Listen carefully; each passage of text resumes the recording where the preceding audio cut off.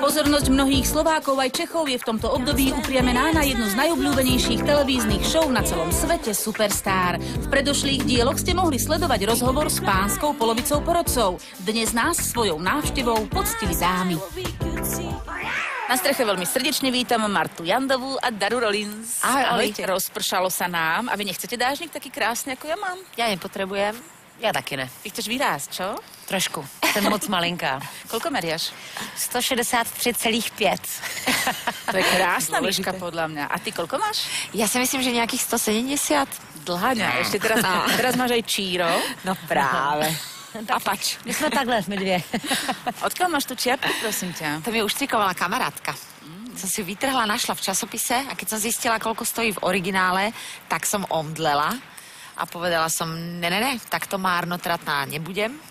Kamarátka mi ju za 0,00. Radšej si kúpim briliantový prsteň. Keď už, tak to sú lepšie investované peniaze. Ale vieš, jak je s čapicami. Odkedy sa poznáte vy dve?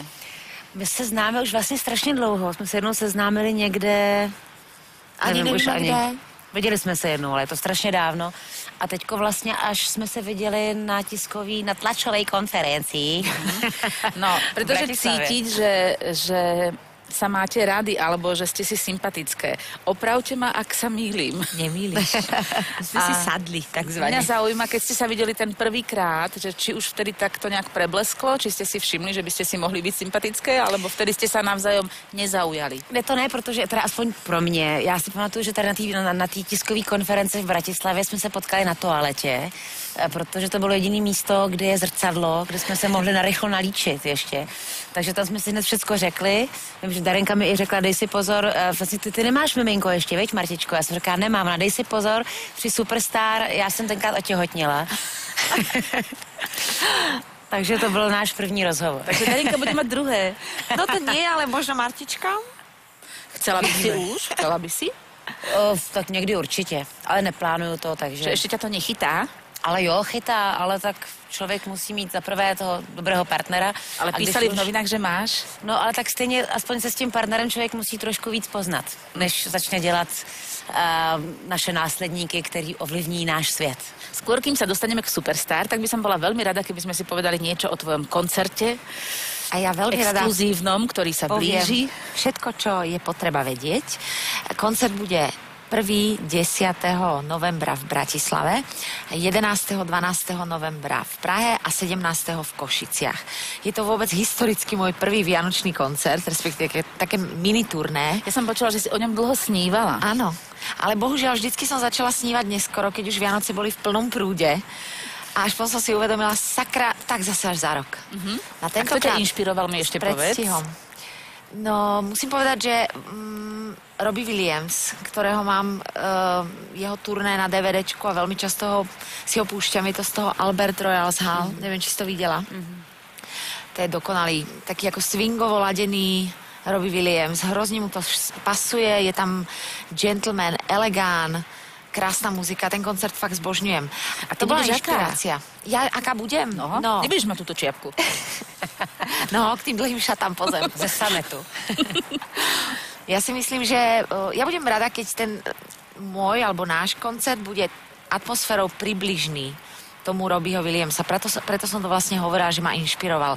Aj keď je to všetko samozrejme inak a bude to o mne, o mojich hosťoch, tak bude to samozrejme mať ten vianočný slávnostný nádych. Ja musím Orchester povedať, že... bude koľko členný? Prosím? Orchester? Nemám ich presne chlapcov spočítaných, ale vyzerá to nejakých 30-40 ľudí, plus kapela, normálne rytmika, dievčatá z Boristky, 4 tanečničky od Laciho Strajka. No a hostia! No a Marta bude v jednom z miest spievať, pokiaľ viem, v ktorom ty budeš? Vo viacerých. Ja budu v Praze a v Košicích. A prečo nebudeš v Bratislave? Protože bohužel ten den jsem zaneprázdněná. Ale v Bratislave bude zase iný fešák. Práve, my to máme tak vymyslené, že vlastne tých hostí tam mám niekoľko a oni sa tak striedajú, pretože počítalo sa od začiatku s tým, že asi nie každý bude môcť na všetky 4 koncerty. Ja som oslovila všetkých kamarátov. Pravda je teda, že Martička sa do toho priplietla vlastne až v tom finále, pretože ako už sama spomínala, nepoznáme sa rokúce. I keď dneska mám pocit, ako keby to tak bolo.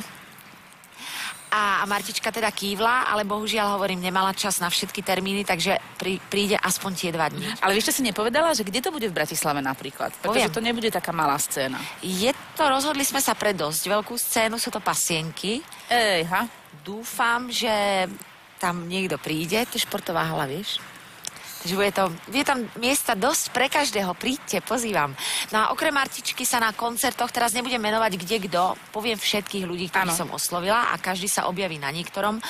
Martička, Pali Habera, je tam Matej Rupert, Dan Barta, Toňa Graves z Monkey Business, vlastne takisto aj Matej Rupert, to som hovorila, myslím, Dan Barta a ešte Tina, ktorá vlastne bude na Slovensku aj taká moja akože zahrievačka. A nechcem mi hovoriť predskokan, no. A ideme k Superstar.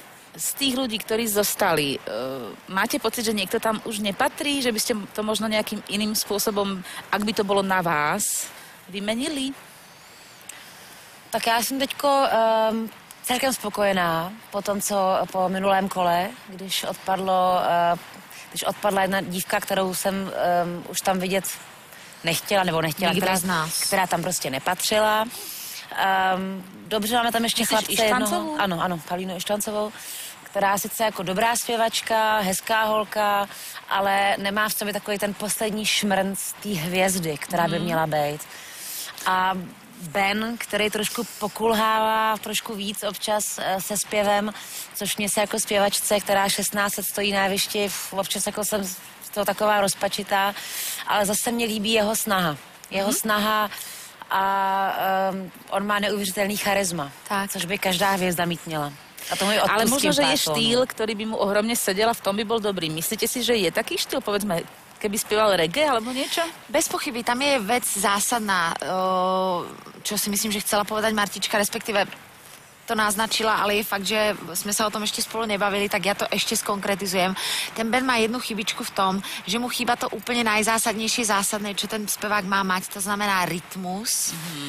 On má farbu, aj dajme tomu akože zaujímavý hlas, ale niekedy tak ako spolahlivo tej pesničke unikne, že sa s ňou ani nestretne a to je chyba. Ale naproti tomu má toľko veľa toho ostatného.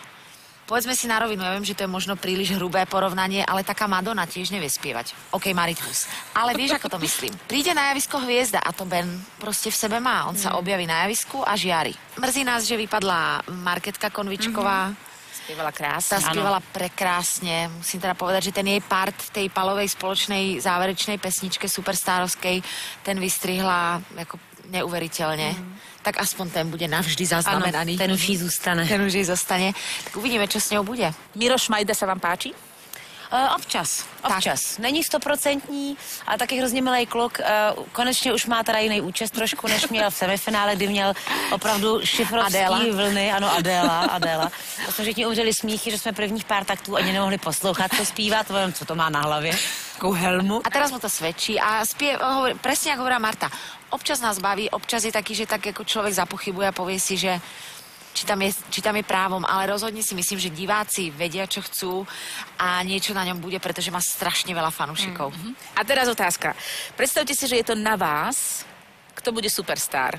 No ja musím za seba povedať a asi nikoho neprekvapím, že pre mňa najoriginálnejší a človek, ktorý si myslím, že na tej scéne chýba, jak na českej, tak slovenskej, nedá sa porovnať s nikým ďalším. Lebo všetci ostatní sú podobní niečomu, môžu spievať niečo, ako spieva ten, vyzerajú ako tá. Originál je Martin Chodur. A dokonce by se i hodil na to být československou superstar, protože pro mě má dokonce slovenské příjmení. Mně přijde, že Chodůr je takový slovenský. Chodiar. A on vypadá tak mezinárodně pro mě. Taky, přesně co říkala Darinka, má svoji vlastní osobnost, nesnaží se být moderní za každou cenu, což je strašně důležitý a zpívá jak hrom.